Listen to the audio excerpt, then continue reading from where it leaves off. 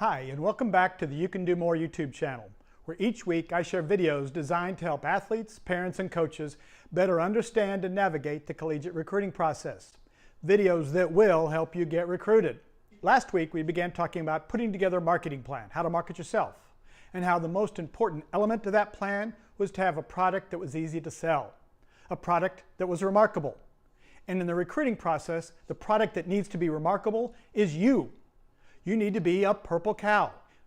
Today, we will begin talking about the qualities that make an athlete remarkable, that will make an athlete recruitable, that will help turn you into a purple cow and differentiate yourself from the rest of the brown cows out there.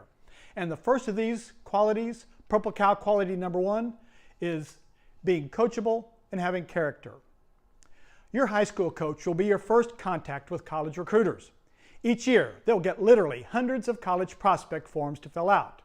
These will be asking for 10th, 11th, and 12th grade prospects that have the potential to play college athletics. Your high school coach can be one of your biggest assets in getting an initial connection to a college athletic program. It's not going to be mom and dad. It won't be your AAU coach. It won't be the recruiting service that you pay $200 to make sure that you are a 5-star recruit. It's going to be your high school coach.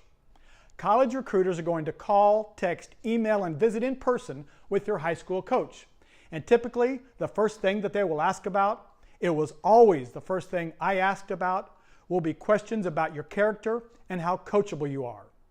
When I was recruiting an athlete, I wanted to know about the intangibles. I already had video that I had evaluated.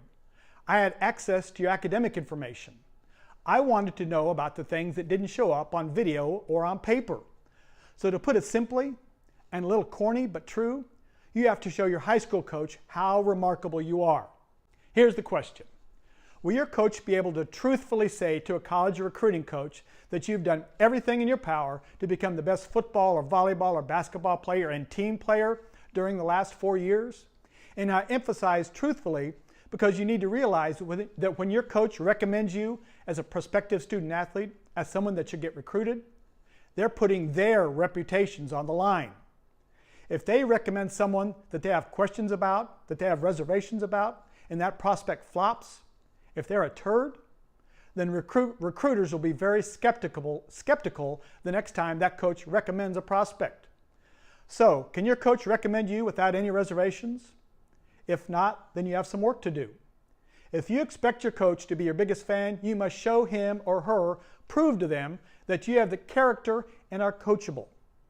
How do you do that? There's lots of examples. Many ways to do that. Here's just a few. If your coach expects you to lift weights 3 times a week in the off season, then be there every day and be the hardest worker in the field house. Don't be this guy. I missed you at strength and conditioning after school last Friday. My mom sent me a text and said that I had to come home. Did you tell me? Did you call, email, or send me a text message to let me know that you were going to miss? No, but I told Jake to tell you where I was.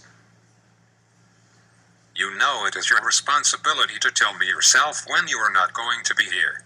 It is part of being a young adult and the expectation for being in our football program. Oh yeah, I forgot. Sorry. What happened last Wednesday? You missed our workout then too, and our tug-of-war competition. Your teammates missed you.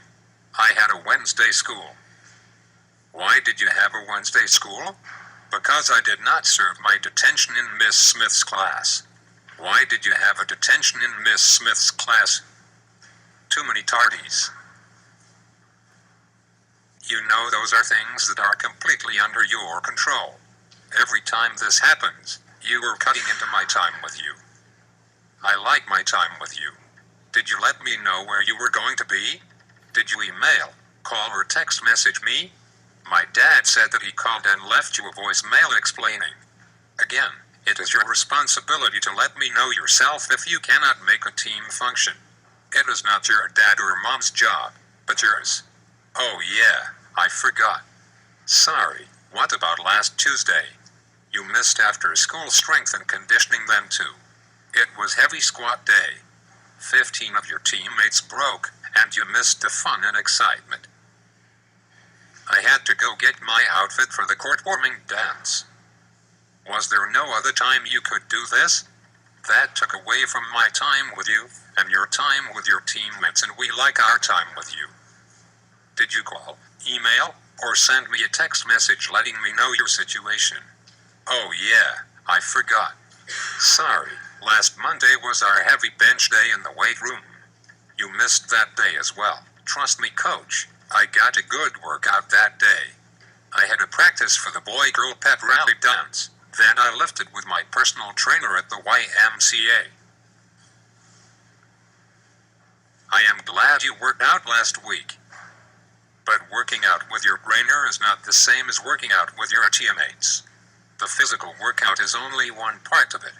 When you come to the weight room with your team, you are bonding, getting stronger and more confident as a team, knowing we all are working hard together. When you are not there, your teammates miss you. Oh, and I did not know where you were. I did not get a phone, text, or email from you. Oh yeah, I forgot. Sorry. Well, as you have heard me say many times, participating in our football off-season program is an important part of our team's success. In order for you to see results, you need to be consistent in your attendance and intense when you work out. Yes, coach, I seem to recall you saying that before. In order for you and our team to improve, you need to be committed to our off-season program. I think you need to decide how important playing on our team is to you. If you can make the commitment, your teammates and I will be glad to have you as part of our team. If you cannot make that commitment, then it is fine, but playing football is probably not for you. Thanks, coach. I will try to be at weights tonight. Unless I have to go for a job interview.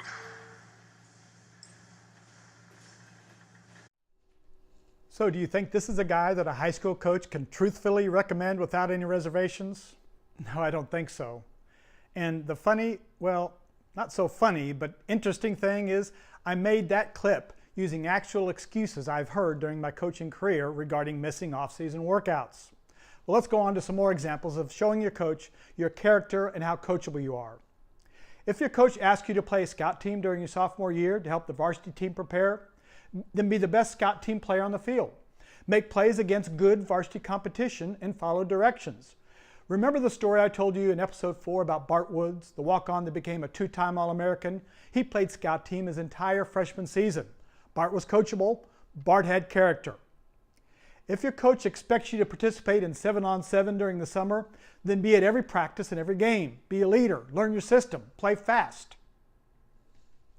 If your coach asks you to switch positions your senior year to help the team, then take on the new position with enthusiasm.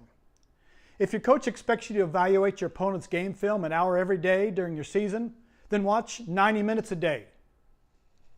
If your coach expects, demands, that you're on time to every practice and every meeting, then make sure you're on Lombardi time. If you don't know what that means, look it up, but make sure you're on Lombardi time and get there 10 minutes early. When your coach tells you during film evaluation that you should take a 6-inch step, you say, "Yes, sir," and you learn how to do it consistently, rather than asking one of your teammates, "Well, what's the big difference between a 6-inch step and a 7-inch step?" When you have done everything in your power to make yourself a better football or volleyball or basketball and team player, then you will be able to check off this first and one of the most important Purple Cow qualities, being coachable and having character. Honestly evaluate yourself tonight.